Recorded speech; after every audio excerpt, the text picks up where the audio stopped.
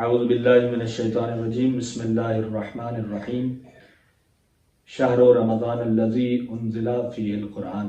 مومنین کرام، اللہ کا مہینہ ایک مرتبہ پھر ہماری زندگیوں میں اللہ نے ہمیں ایک موقع دیا ہے پھر کہ ہم اس مہینے کی برکتوں سے فیض یاب ہو سکیں۔ یہ وہ مہینہ ہے کہ جو تمام مہینوں سے افضل مہینہ ہے اور اس مہینے کو اللہ نے اپنا مہینہ قرار دیا ہے۔ اس مہینے میں پروردگار عالم انسان کا یعنی روزہ دار کا میزبان ہوتا ہے اور روزہ دار اللہ کا مہمان ہوتا ہے۔ یہ وہ مہینہ ہے کہ جس مہینے کے اندر انسان کا سانس لینا اللہ اس کو تسبیح میں شمار کرتا ہے، اور اگر کوئی روزہ رکھ کے سو جائے تو پروردگار عالم یعنی کوئی عبادت نہ کرے، کچھ بھی نہ کرے، صرف روزہ رکھ کے سو جائے تو پروردگار عالم وہ غفور الرحیم مالک اس انسان کا سونا بھی عبادت میں شمار کرتا ہے۔ اس ماہ میں ہر نیکی کا اجر دگنا ہو جاتا ہے، بلکہ کئی گنا بڑھ جاتا ہے۔ نماز کا اجر اس سے زیادہ ہو جاتا ہے، پہلے سے زیادہ۔ اس مہینے میں قرآن کی تلاوت، ایک آیت کا ثواب پروردگار عالم پورے قرآن مجید کی تلاوت کے برابر ثواب عطا فرماتا ہے انسان کو۔ تو اس مہینے میں نیکیوں کا جو اجر ہے، یعنی پروردگار عالم یا عام دنوں میں یا عام مہینوں میں جو ثواب اور اجر ہوتا ہے، اس مہینے میں آ کے اس ایک نیکی کا ثواب اور اجر جو ہے وہ دوگنا بلکہ کئی گنا زیادہ بڑھ جاتا ہے۔ اس مہینے میں کوئی بھی نیکی کریں، چاہے بے لباس انسان کو لباس پہنانا ہو، یا کسی بھوکے کو کھانا کھلانا ہو، یا راہ خدا میں کوئی نیکی کرنا ہو، حج ہو یا باقی جتنی بھی چیزیں ہیں، عمرہ ہے یعنی حج زیارات کے لیے جانا، خانہ کعبہ کی زیارت کے لیے جانا، عمرہ کے لیے جانا، ہر عمل کا پروردگار عالم دوگنا ثواب انسان کو عطا فرماتا ہے۔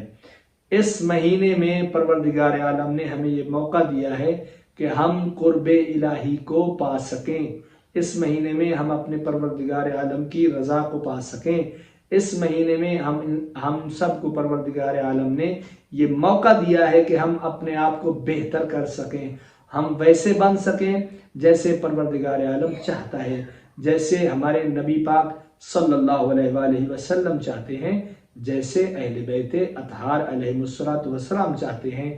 اللہ نے ہمیں موقع دیا ہے کہ ہم اپنی زندگیوں کو بدلیں، ہم اپنے آپ کو بدلیں۔ جو غلطیاں ہم پچھلے سال کرتے تھے، کوشش کریں کہ اس سال ہم عہد کریں اپنے پروردگار عالم سے، اپنے مولا سے، کہ انشاءاللہ اس ماہ رمضان میں ہم اپنے آپ کو بہتر کریں گے۔ جب ماہ رمضان مکمل ہوگا تو ہم تمام وہ بری صفات، اللہ نہ کرے اگر ہم میں موجود ہیں، وہ تمام بری صفات اگر کسی انسان کے اندر موجود ہیں تو ہم نے ماہ رمضان کے ختم ہونے تک اس سے چھٹکارا حاصل کرنا ہے اور اس سے دوری اختیار کرنی ہے۔ امیر المومنین حضرت علی ابن ابی طالب علیہ السلام ارشاد فرماتے ہیں کہ بدبخت ہے وہ انسان کہ جس کی زندگی میں رمضان جیسا مہینہ آئے اور پھر بھی اس کے گناہ بچ جائیں۔ اللہ اکبر! تو یہ کتنا عظمتوں والا، رحمتوں والا، برکتوں والا اور مغفرت والا مہینہ ہے۔ آپ مولا کے اس فرمان سے اندازہ لگا لیجئے، جہاں اس ماہ رمضان المبارک کے بہت اور فضائل ہیں، وہیں اللہ نے اس ماہ رمضان میں شہر رمضان الذی انزل فیہ القرآن، اللہ نے اس رمضان میں ہمیں قرآن جیسی عظیم نعمت سے نوازا ہے۔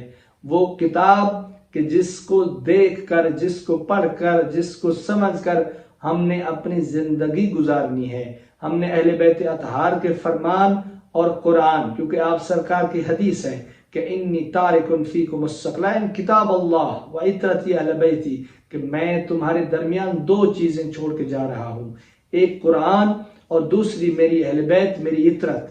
جو بندہ قرآن اور اہل بیت کے دامن کو مضبوطی سے پکڑے گا، یعنی ایک ہاتھ میں دامن قرآن ہوگا، دوسرے ہاتھ میں دامن اہل بیت ہوگا، تو آپ سرکار ارشاد فرماتے ہیں کہ میں محمد صلی اللہ علیہ وآلہ وسلم اس بات کی ضمانت دیتا ہوں کہ وہ شخص میرے بعد ہرگز گمراہ نہیں ہوگا۔ تو ہم نے اہل بیت اطہار کے دامن کو بھی مضبوطی سے پکڑنا ہے تاکہ اہل بیت اطہار کا دامن ہمارے ہاتھ سے چھوٹنے نہ پائے۔ اور دوسری طرف ہم نے قرآن کے دامن سے یعنی اپنے آپ کو قرآن سے متمسک کرنا ہے، اہل بیت اطہار سے ہم نے اپنے آپ کو متمسک کرنا ہے تاکہ ہم اس دنیا میں بھی اور آخرت میں بھی فلاح پا سکیں۔ یہ وہ کتاب ہے کہ اس کتاب کے شروع میں اللہ ارشاد فرماتا ہے کہ ذالک الکتاب لا ریب فیہ ھدی للمتقین، یہ وہ کتاب ہے کہ جس کے اندر کوئی شک نہیں ہے کہ ھدی للمتقین، یہ متقی لوگوں کے لیے ہدایت ہے۔ اور ہم امیر المؤمنین امام المتقین کے ماننے والے ہیں۔ جو علی والا ہوگا وہ مولا کائنات کا بھی فرما بردار ہوگا، حکم مانے گا اور اپنے آپ کو ویسا کرے گا جیسے مولا چاہتے ہیں، اور جو متقی ہے وہ اپنی زندگی کو قرآن کے مطابق گزارے گا۔ تو پروردگار عالم سے دعا ہے کہ پروردگار آپ تمام مومنین کی عبادات کو قبول فرمائے اور ماہ رمضان المبارک کی برکتوں سے، رحمتوں سے، اور پروردگار ہم سب کو اس کی برکتوں سے فیض یاب فرمائے۔ وما علینا الا البلاغ المبین۔ اللہم صلی علی محمد وآل محمد۔